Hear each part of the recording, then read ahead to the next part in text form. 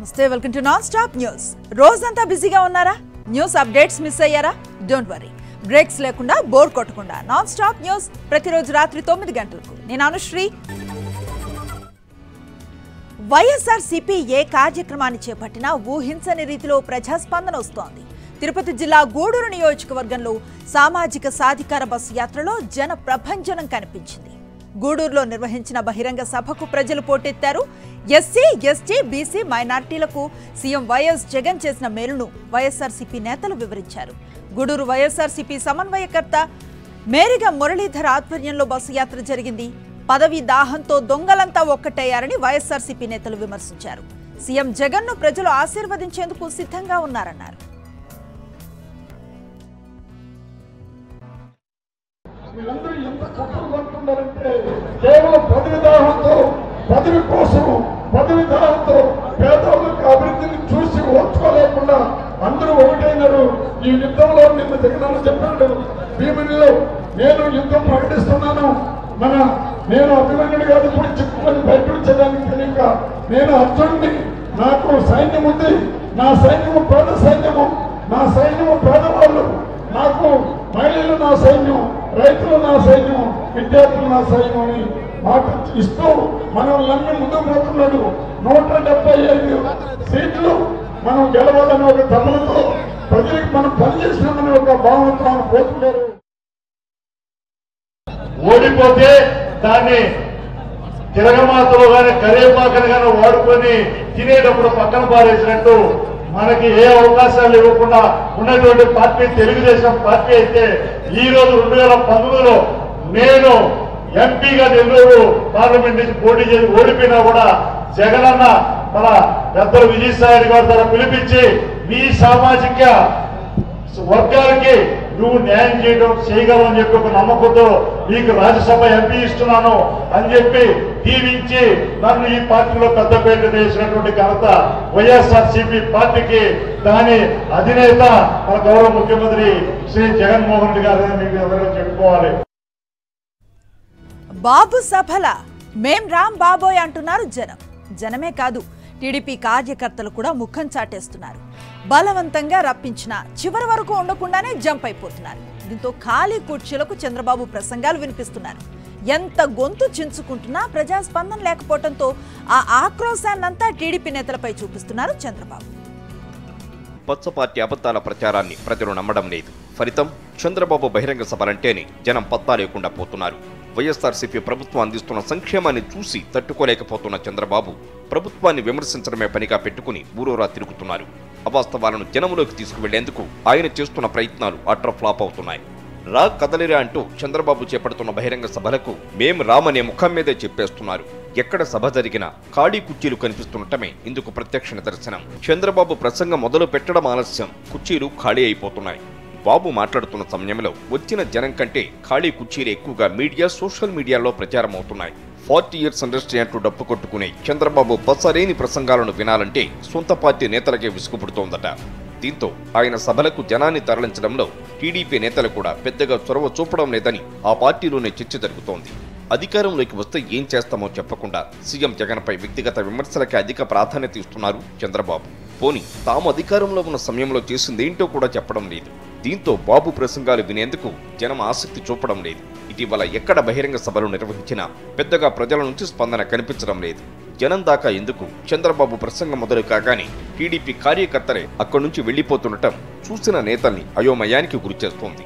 డబ్బు, మద్యం ఆశ చూపి కొంతమంది కార్యకర్తల్ని సభ దాకా రప్పించగలిగిన స్పీచ్ వినకుండానే జంపైపోతున్నారు.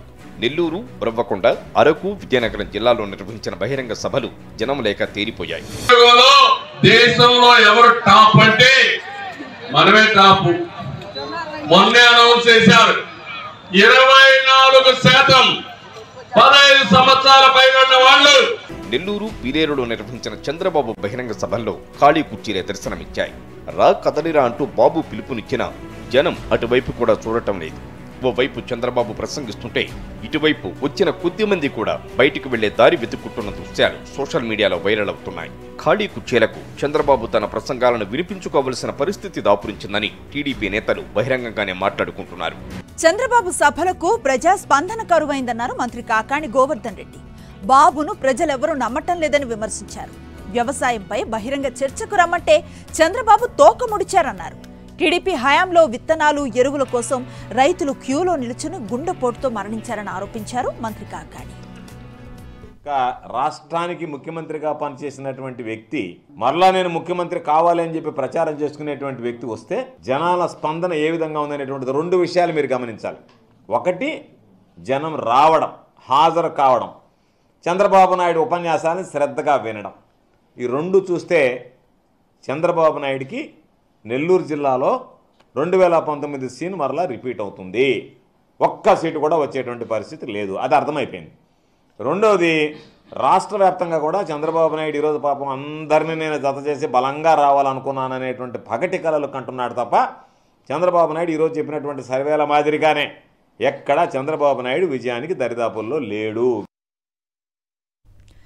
చంద్రబాబుపై మంత్రి పెద్దిరెడ్డి రామచంద్రారెడ్డి తీవ్ర స్థాయిలో ఫైర్ అయ్యారు. తనపై మితిమీరి చంద్రబాబు విమర్శలు చేస్తున్నారన్నారు.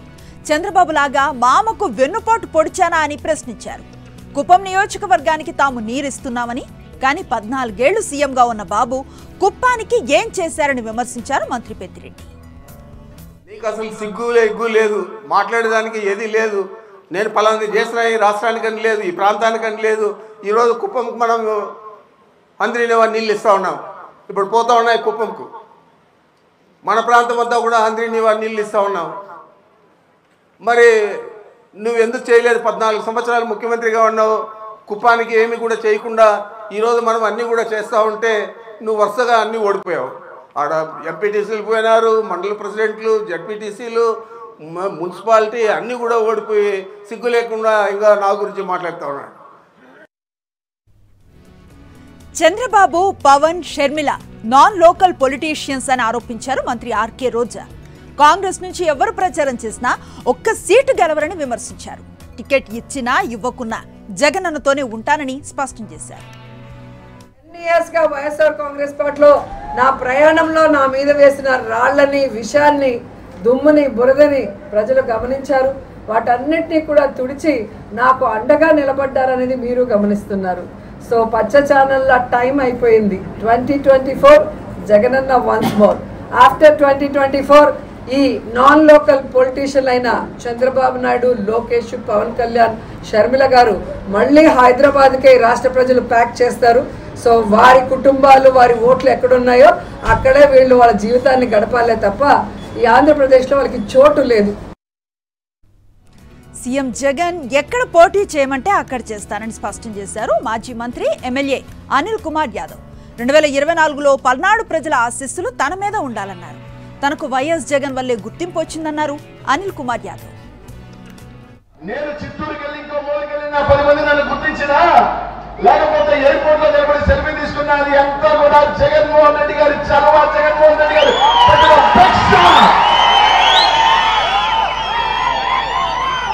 ఎవరికి ఏ స్థానం శాశ్వతం కాదు. 2014 ముందు నెల్లూరు నగరం నాది కాదు, అంతకుముందు వేరే వాళ్ళు ఉన్నారు.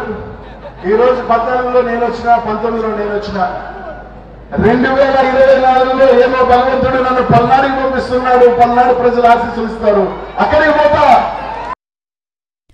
తెలుగుదేశం పార్టీ నేత, గుంటూరు ఎంపీ గల్లా జయదేవ్ ప్రత్యక్ష రాజకీయాలకు దూరంగా ఉండనున్నట్లుగా ప్రకటించారు. వ్యాపారంపై దృష్టి సారించడానికే ఈ నిర్ణయం తీసుకున్నట్లుగా ఆయన తెలిపారు. వ్యాపారం చేస్తూ రాజకీయం చేయడం ఇబ్బందిగా ఉందన్నారు. అందుకే ప్రత్యక్ష రాజకీయాలకు దూరంగా ఉండాలని నిర్ణయించుకున్నట్లుగా తెలిపారు. మళ్ళీ రాజకీయాలకు రావాలనుకుంటే ఫుల్ టైం రాజకీయవేత్తగా వస్తానన్నారు. నేను 2024 ఎలక్షన్లో కంటెస్ట్ చేయనని ఒక డిసిజన్కి వచ్చాను. After consulting with my family and other well-wishers. ఎందుకంటే I'm not able to effectively do the job I'm supposed to do. ప్రజలను మోసం చేసేందుకే చంద్రబాబు సభలు పెడుతున్నారంటూ ఫైర్ అయ్యారు మాజీ ఎమ్మెల్యే విశ్వేశ్వర్ రెడ్డి. ఇక చంద్రబాబు హయాంలో రాయలసీమలో కరువు కాటకాలు తాండవించాయన్నారు. హంద్రీనివా ప్రాజెక్టు తానే తెచ్చానంటూ చంద్రబాబు చెప్పడం హాస్యాస్పదమన్నారు. 5 టీఎంసీలుగా ఉన్న హంద్రీనివా ప్రాజెక్టును 40 టీఎంసీలకు పెంచి ప్రాజెక్టును పూర్తి చేసిన ఘనత వైఎస్ఆర్దే అన్నారు విశ్వేశ్వర్ రెడ్డి. చంద్రబాబు నాయుడు గారి ఉపన్యాసం అంతా కూడా ఒక ఫ్రస్ట్రేషన్లో సముద్రం మధ్యలో సుడిగుండంలో ఇరుక్కుపోయి బయటపడేటువంటి ప్రయత్నం చేస్తున్నవాడి అరుపుల్లాగా ఉంది తప్ప ఒక హుందాగా రాష్ట్ర ముఖ్యమంత్రిగా తన సుదీర్ఘకాలం ముఖ్యమంత్రిగా ప్రతిపక్ష నాయకుడిగా తాను అందించిన సేవలను వివరించేటువంటి పద్ధతుల్లో ఏమాత్రం కూడా లేదు. ఈరోజు చంద్రబాబు నాయుడు గారు అంటే మోసానికి ఒక ప్రతిరూపం. చంద్రబాబు నాయుడు గారిని ఇప్పటికీ ప్రజలు మర్చిపోలే ఆయన చేసినటువంటి మోసాలని. ఆయన నమ్మే పరిస్థితి ఎక్కడ కూడా లేదు. ఆ కాలంలో చంద్రబాబు నాయుడు ముఖ్యమంత్రిగా ఉన్నప్పుడు ఈ జిల్లాలో ఉన్నటువంటి చెరువులు ఏవైతే ఉన్నాయో దాదాపు 500కు పైగా 600 వరకు కూడా చెరువులు ఉన్నాయి. ఆ చెరువులు ఎన్ని నింపాడనేది మేము అడుగుతున్నాం చంద్రబాబు నాయుడు గారిని, కేశవ్ గారిని. కేవలం డబ్బుల కోసము ఆ 20% పనులు మిగిలిపోయి ఉంటే దానికి 200% పెంచుకొని సీఎం రమేష్ కావచ్చు, ఇంకొక కంపెనీ కావచ్చు, ఇలా తెలుగుదేశం పార్టీకి సంబంధించిన కంపెనీలతో వాళ్ళ కాంట్రాక్టర్లతో 20% పనులను 100%, 200% పెంచుకొని డబ్బులు దండుకున్నారే తప్ప 1 ఎకరం కూడా నీళ్ళు ఇవ్వలే చంద్రబాబు నాయుడు. చంద్రబాబుపై రాయచోటి ఎమ్మెల్యే శ్రీకాంత్ రెడ్డి తీవ్ర స్థాయిలో ఫైర్ అయ్యారు. 15 ఏళ్లు అధికారంలో ఉండి అనుభవంలో ఉన్న చంద్రబాబు రైతులకు సెంటు భూమి కూడా ఇవ్వలేదన్నారు. అయితే రైతులకు అన్ని రకాలుగా మేలు చేసిన వైఎస్ఆర్సీపీ ప్రభుత్వంపై చంద్రబాబు ఆరోపణలు చేయడం సిగ్గుచేటన్నారు. దమ్ముంటే అభివృద్ధిపై చర్చకు రావాలని సవాల్ విసిరారు. చంద్రబాబు నాయుడు గారికి, తెలుగుదేశం నాయకులకి మేము ఇది చేశాం కాబట్టి ఆ చేసిన దాన్ని చూసి ఓటేయండి అని అడిగే దమ్ము లేదు. మేము సంక్షేమం చెప్తాం, మా నాయకుడు రాజశేఖర రెడ్డి గారు ఫ్రీ కరెంట్ ఇచ్చారని చెప్తాం, మా నాయకుడు రాజశేఖర రెడ్డి గారు ఆరోగ్యశ్రీ ఇచ్చాడని చెప్తాం, మా నాయకుడు రాజశేఖర రెడ్డి గారు ఫీజు రింబర్స్మెంట్ పెట్టి మైనార్టీలకు రిజర్వేషన్ ఇచ్చాడని చెప్తాం, ఆరోగ్యశ్రీ ఇచ్చాడని చెప్తాం, మా నాయకుడు జగన్మోహన్ రెడ్డి గారు వాలంటీర్ సిస్టమ్ తెచ్చి ఊరు సచివాలయాలు నిర్మించాడని చెప్తాం, మా నాయకుడు జగన్మోహన్ రెడ్డి వచ్చి మాకు జిల్లా కేంద్రం ఇచ్చాడని చెప్తాం. మీరేం చెప్తారు? ఏం చెప్పి మీరు ఓటు అడుగుతారు? తిట్టి ఓటు అడగడమా? ఇదే రాజకీయం అంటే, ఇదే ప్రజాస్వామ్యం అంటే. నాకు రాదా తిట్టడం? నేను విమర్శించడం చేయలేనా? నేను మాట్లాడితే తలాలు ఎక్కడ పెట్టుకుంటాను? మీరు ముందాగా వివరించేటప్పుడు నేర్చుకోవాలి. తిట్టడము, అసహ్యంగా మాట్లాడము, అసభ్యంగా ప్రవర్తించేది కాదు మానవత్వం, ప్రజాస్వామ్యం అంటే. చాలా ఉంటాయి పద్ధతులు. ఆ పద్ధతులతో రాజకీయాలు చేసిన వ్యక్తిని తాను సీఎం జగన్మోహన్ రెడ్డికి సైనికుడినని మంత్రి ఆదిమూలపు సురేష్ అన్నారు. ప్రకాశం జిల్లా పొన్నలూరులో జరిగిన వైఎస్ఆర్సీపీ కార్యకర్తల సమావేశంలో మంత్రి పాల్గొన్నారు. కొండేపిలో వైఎస్ఆర్సీపీ జెండా ఎగురవేయాలని కార్యకర్తలకు పిలుపునిచ్చారు.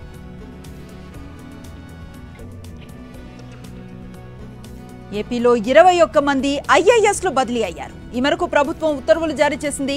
Srikakulam collector Balajirao municipal administration commissioner గా బదిలీ అవ్వగా, నంద్యాల కలెక్టర్ మంజీర్ జిలానీ శ్రీకాకుళం కలెక్టర్ గా ట్రాన్స్ఫర్ అయ్యారు. ఇక తిరుపతి కలెక్టర్ గా లక్ష్మీ షా బదిలీ అయ్యారు. నంద్యాల కలెక్టర్ గా కె శ్రీనివాసులు బదిలీ కాగా, హౌసింగ్ కార్పొరేషన్ ఎండీగా తిరుపతి కలెక్టర్ వెంకటరమణారెడ్డి బదిలీ అయ్యారు. వైఎస్ఆర్ జిల్లా ప్రొద్దుటూరులో కార్పొరేట్ వస్త్ర వ్యాపారాలను స్థానిక వ్యాపారులు తీవ్రంగా వ్యతిరేకిస్తున్నారు. ఈ సమస్యను ప్రభుత్వం దృష్టికి తీసుకువెళ్లేందుకు సమావేశాన్ని ఏర్పాటు చేశారు. ఈ సమావేశంలో ఎంపీ అవినాష్ రెడ్డి, ఎమ్మెల్యే రాచమల్లు శివప్రసాద్ రెడ్డి పాల్గొన్నారు. ఇప్పటికే వస్త్ర వ్యాపారాలు అరాకొరగా సాగుతున్నాయని, కార్పొరేట్ రంగ ప్రవేశంతో తమ మనుగడ ప్రశ్నార్థకమవుతుందని వ్యాపారులు ఆందోళన వ్యక్తం చేశారు. సమస్యలను ఎంపీ, ఎమ్మెల్యేలకు విన్నవించారు. సమస్య పరిష్కారానికి కృషి చేస్తామని ఎంపీ చెప్పారు.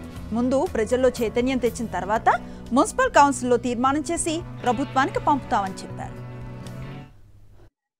కార్పొరేట్స్ ఎంటర్ కావడంతో పొద్దుటూరులో ఎన్నో సంవత్సరాలుగా ఇక్కడ వ్యాపారాలు చేస్తున్నటువంటి దాదాపు ఒక 500-600 మంది వస్త్ర వ్యాపారులు ఏ రకంగా ఇబ్బందులు పడుతున్నారు, వారి ఇబ్బందులు మా దృష్టికి తీసుకొచ్చేందుకు, ప్రభుత్వం దృష్టికి తీసుకొచ్చేందుకు, వారి వ్యాపారాలు కూడా జరగాల, అదేవిధంగా ప్రజలు కూడా ఇబ్బంది పడకుండా, అదేవిధంగా పబ్లిక్ ఇంట్రెస్ట్ కూడా దృష్టిలో పెట్టుకొని ఒక అర్థవంతమైన చర్చ జరిగింది. ఆ చర్చలో భాగంగా మున్సిపాలిటీకి సంబంధించి ఒక తీర్మానం కూడా చేసి పంపాలని ఒక నిర్ణయం తీసుకున్నాం. ఎందుకంటే ఇది ఒక లార్జర్ ఇష్యూ. ఇంత లార్జ్ ఇష్యూను మేము ఇక్కడ ఈ రకంగా చేస్తామని చెప్పి కూడా చెప్పలేని పరిస్థితి. కారణం ఏంటంటే రాష్ట్రం మొత్తం మీద, రాష్ట్రం మొత్తం మీద ప్రజలకు సంబంధించిన అంశం. ఏపీలో మహాయజ్ఞంలా సాగుతున్న బీసీల కులగణను బీసీలంతా వినియోగించుకోవాలని ఏపీ బీసీ కమిషన్ సభ్యుడు మారేష్ కోరారు. 139 కులాల్లో ఉన్న బీసీ సోదరులు తమ కులాలను నమోదు చేయించుకోవాలని అన్నారు. సీఎం జగన్ దూరదృష్టితో చరిత్రాత్మక నిర్ణయం తీసుకున్నారని చెప్పారు. గత ప్రభుత్వాలు బీసీలను తొక్కివేశాయని విమర్శించారు. కులగణను వ్యతిరేకించే నాయకులను బీసీ వ్యతిరేక శక్తులుగా ప్రకటిస్తున్నామన్నారు. ఈరోజు ఆంధ్రప్రదేశ్లో ఒక మహాయజ్ఞంలాగా కొనసాగుతున్నటువంటి బీసీల కులగణనలో బీసీలందరూ కూడా 139 కులాల్లో ఉన్నటువంటి బీసీ సోదరులందరూ కూడా పాల్గొని తమ తమ కులాలను నమోదు చేయించుకోవాలని బీసీ కమిషన్ మెంబర్గా బీసీ సోదరులందరికీ కూడా అప్పీల్ చేస్తున్నాను. ఎందుకంటే ఇవాళ గౌరవ ముఖ్యమంత్రి వర్యులు జగన్మోహన్ రెడ్డి గారు ఒక దూరదృష్టితో దాదాపు 92 సంవత్సరాల తర్వాత మరలా ఒకసారి చారిత్రాత్మకమైనటువంటి నిర్ణయం తీసుకొని బీసీల కులగణన జరుగుతున్నటువంటి విషయం మనందరికీ తెలిసిందే. కాబట్టి ప్రతి ఒక్క బీసీ సీఎం రేవంత్ రెడ్డిని బీఆర్ఎస్ పార్టీ శాసనసభ్యులు వరుసగా కలుస్తూ ఉండటం చర్చనీయాంశమైంది. మొన్న మెదక్ జిల్లా బీఆర్ఎస్ ఎమ్మెల్యేలు సీఎంను కలవగా నిన్న మహేశ్వరం మాజీ ఎమ్మెల్యే తీగల కృష్ణారెడ్డి రేవంత్ రెడ్డితో భేటీ అయ్యారు. ఇవాళ రాజేంద్రనగర్ ఎమ్మెల్యే ప్రకాష్ గౌడ్ సీఎంను కలిసి మాట్లాడారు. ఇటీవల మంత్రి పొన్నం ప్రభాకర్ గౌడ్ను కూడా ప్రకాష్ గౌడ్ కలిశారు. ఇక శాసన మండలి మాజీ చైర్మన్ స్వామి గౌడ్ను కూడా మంత్రి పొన్నం కలిశారు. ఈ వరుస భేటీల మర్మమేంటో, ఈ భేటీలు భవిష్యత్తులో ఎటువైపు దారితీస్తాయో చూడాలి.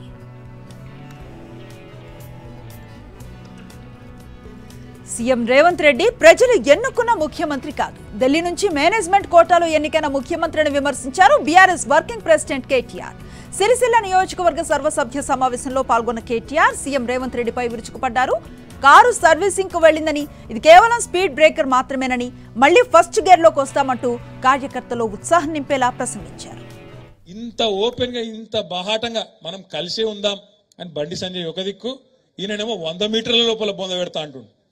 ఆయన 3 మీటర్లు కూడా లేడు. ఆయన అంటే మనం 100 మీటర్ల లోపల బొంద పెడతాడట. ఆయన 3 ఫీట్లు కూడా లేడు. ఆయన అంటే 100 మీటర్ల లోపల బొంద పెడతాడట. నేను రేవంత్ రెడ్డి గారికి ఒకటే చెప్తున్నా, రేవంత్ రెడ్డి గారు ఈ పిచ్చి మాటలు, ఈ ప్రగల్భాలు నీకంటే ముందు మీ గురువర్యులు మాట్లాడిండు. ఇవాళ గురువర్యుల పేర్లు ఎందుకు తీగాని, నీ గురువు మాట్లాడిండు, ఇంతకంటే ముందు ఉన్న పెద్ద పెద్ద తీస్మార్కాన్లు మాట్లాడిండు. నీకంటే ముందు కేసీఆర్ ను తొక్కుతాం, బొంద పెడతాం, ఈ గులాబీ జెండా కనబడకుండా చేస్తాం అని చాలా పెద్ద పెద్ద తీస్మార్కాన్లు మాట్లాడినరు. ఆ తీస్మార్కాన్లతోనే కాలేదు, నీలాంటి బుడ్డరకాంతో ఏమవుతుందనే మాట నేను ఈ సందర్భంగా విజ్ఞప్తి చేస్తా ఉన్నా. బీఆర్ఎస్ వర్కింగ్ ప్రెసిడెంట్ కేటీఆర్ సొంత నియోజకవర్గం సిరిసిల్ల మున్సిపల్లో ముసలం ఏర్పడింది. సిరిసిల్ల మున్సిపల్ చైర్మన్, బీఆర్ఎస్ కౌన్సిలర్ల మధ్య నెలకొన్న వివాదం కేటీఆర్ కు తలనొప్పిగా మారింది. కొంతకాలంగా మున్సిపల్ చైర్మన్, పలువురు కౌన్సిలర్ల మధ్య వివాదం కొనసాగుతోంది. ఈ క్రమంలోనే సిరిసిల్ల నియోజకవర్గ బీఆర్ఎస్ పార్టీ సర్వసభ్య సమావేశానికి 12 మంది కౌన్సిలర్లు గైర్హాజరయ్యారు. తమ వార్డులకు నిధుల కేటాయింపులో వివక్ష చూపుతున్నారని మండిపడుతున్నారు. సిరిసిల్లలో కేటీఆర్ ను కలవనివ్వటం లేదని ఆరోపిస్తున్నారు. లోక్సభ ఎన్నికలకు ముందే పాలమూరు జిల్లా రాజకీయాలు వేడెక్కుతున్నాయి. కాంగ్రెస్, బీజేపీల మధ్య మాటల యుద్ధం తారాస్థాయికి చేరింది. డీకే అరుణ వర్సెస్ వంశీ చంద్ర మధ్య పచ్చగడ్డి వేస్తే భగ్గుమనేలా ఉంది. ఇద్దరి మధ్య సవాళ్లు, ప్రతి సవాళ్ల పర్వం నడుస్తోంది. 2019లో లోక్సభ ఎన్నికల్లో పోటీ చేయాలంటే 15 కోట్ల రూపాయలు ఇవ్వాలని పీసీసీని డీకే అరుణ డిమాండ్ చేశారని వంశీ చంద్ర ఆరోపించారు. అది అబద్ధమని డీకే అరుణ నిరూపిస్తే రాజకీయాల నుంచి తప్పుకుంటారంటూ పాలమూరులో రామాలయం వద్ద ప్రమాణం చేశారు వంశీ చంద్రెడ్డి. పాలమూరులో బీఆర్ఎస్ కు గట్టి ఎదురుదెబ్బ తగిలింది. పురపాలక పీఠం హస్తగతమైంది. Municipal chairman KC Narasimhulu, vice chairman Tati Ganesh కుమార్లపై ప్రవేశపెట్టిన అవిశ్వాస తీర్మానం నెగ్గింది. దీంతో వారిద్దరూ తమ పదవులను కోల్పోయారు. మొత్తం 49 మందికి గాను 35 మంది కౌన్సిలర్లు అవిశ్వాస తీర్మానాన్ని పెట్టారు. వీరితో పాటు ఎక్స్ అఫీషియో సభ్యుడిగా ఎమ్మెల్యే ఎన్ఎం శ్రీనివాస్ రెడ్డి మద్దతు తెలిపారు. పార్టీలకు అతీతంగా కౌన్సిలర్ల ఆత్మగౌరవం, తమ వార్డుల అభివృద్ధి కోసం అవిశ్వాస తీర్మానాన్ని పెట్టారన్నారు ఎన్ఎం శ్రీనివాస్ రెడ్డి. త్వరలో కొత్త చైర్మన్ ను ఎన్నుకునే అవకాశం ఉండగా ఆనంద్ గౌడ్కి ఆ పదవి దక్కే అవకాశం ఉందని కాంగ్రెస్ పార్టీలో చర్చ జరుగుతోంది. మున్సిపాలిటీల్లో అవిశ్వాస రాజకీయ మంటలు భగ్గుమంటున్నాయి. సూర్యాపేటలో అవిశ్వాసానికి వ్యతిరేకంగా అమ్ముడుపోయారంటూ 45వ వార్డు కౌన్సిలర్పై మిగిలిన కౌన్సిలర్లు ఫైర్ అయ్యారు. సూర్యాపేటలో విద్యానగర్లోని కౌన్సిలర్ పావని ఇంటి ముందు ధర్నాకు దిగారు. ఇంటిపై కోడిగుడ్లతో దాడికి దిగారు. దీంతో అక్కడ ఉద్రిక్త పరిస్థితులు నెలకొన్నాయి. ఇరు వర్గాల కౌన్సిలర్లు పరస్పరం దాడులకు దిగటంతో ఒకరికి గాయాలయ్యాయి.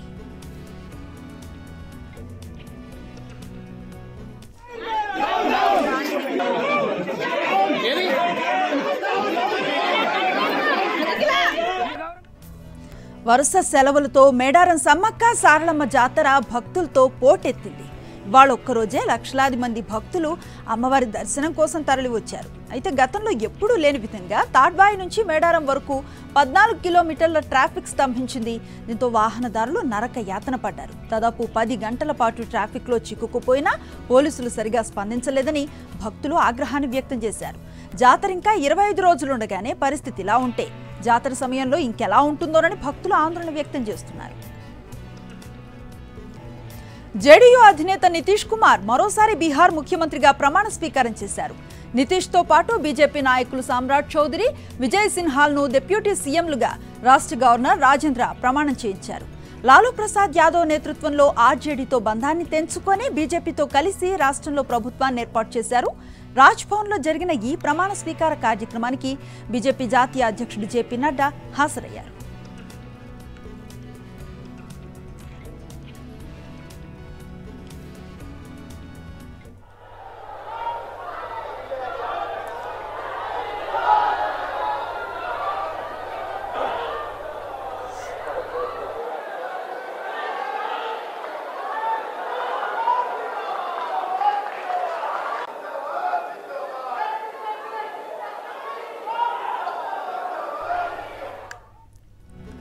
భారత సర్వోన్నత న్యాయస్థానం 75వ పడిలోకి అడుగుపెట్టింది. 1950 జనవరి 28న సుప్రీంకోర్టు ప్రారంభమైన సందర్భాన్ని పురస్కరించుకొని ప్రధానమంత్రి నరేంద్ర మోదీ న్యాయస్థాన వజ్రోత్సవాలను ప్రారంభించారు. దేశ ప్రజల ప్రాథమిక హక్కులను కాపాడటంలో కీలక భూమికను పోషిస్తున్న ఈ న్యాయస్థానానికి సుదీర్ఘ చరిత్ర ఉంది. 1947లో భారత్కు స్వాతంత్ర్యం రావడంతో 1950 జనవరి 26 నుంచి రాజ్యాంగం అమల్లోకి వచ్చింది. 1950 జనవరి 28 నుంచి సుప్రీంకోర్టు మనుగడలోకి వచ్చింది.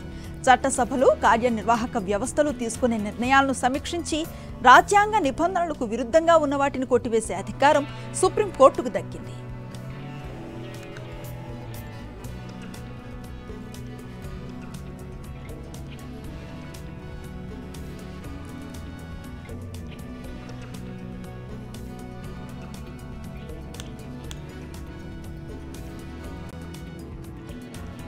भारत के संविधान ने अपने 75 वर्ष में प्रवेश किया है। आज भारत के सुप्रीम कोर्ट के भी 75वें वर्ष का शुभारंभ हुआ है। इस ऐतिहासिक अवसर पर आप सभी के बीच आना अपने आप में सुखद है। मैं आप सभी न्यायविदों को इस अवसर पर अपनी शुभकामनाएं देता हूं।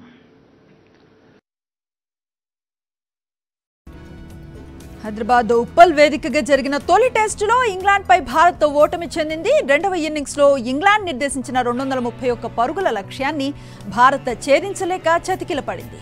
ఇంగ్లాండ్ బౌలర్ టాప్ హార్ట్లే దెబ్బకు భారత్ 202 పరుగులకు ఆలౌట్ అయింది. దీంతో మరొక రోజు ఆట మిగిలి ఉండగానే ఇంగ్లాండ్ 28 పరుగుల తేడాతో విజయాన్ని అందుకుంది.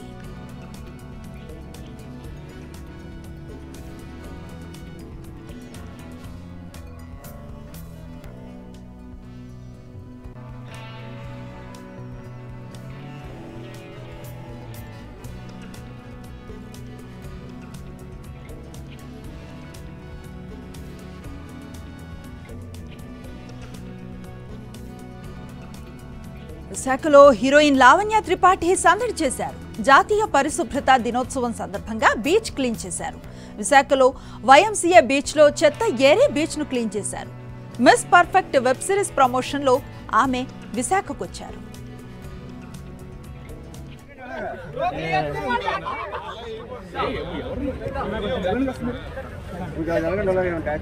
అన్న కొంచెం మూవ్ అవ్వండి అన్న, కొంచెం మూవ్.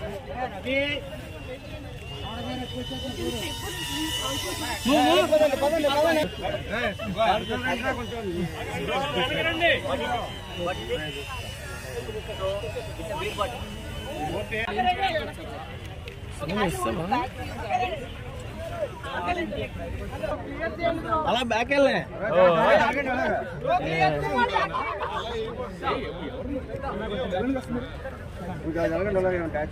అన్న కొంచెం మూవ్ అవ్వండి అన్న కొంచెం మూవ్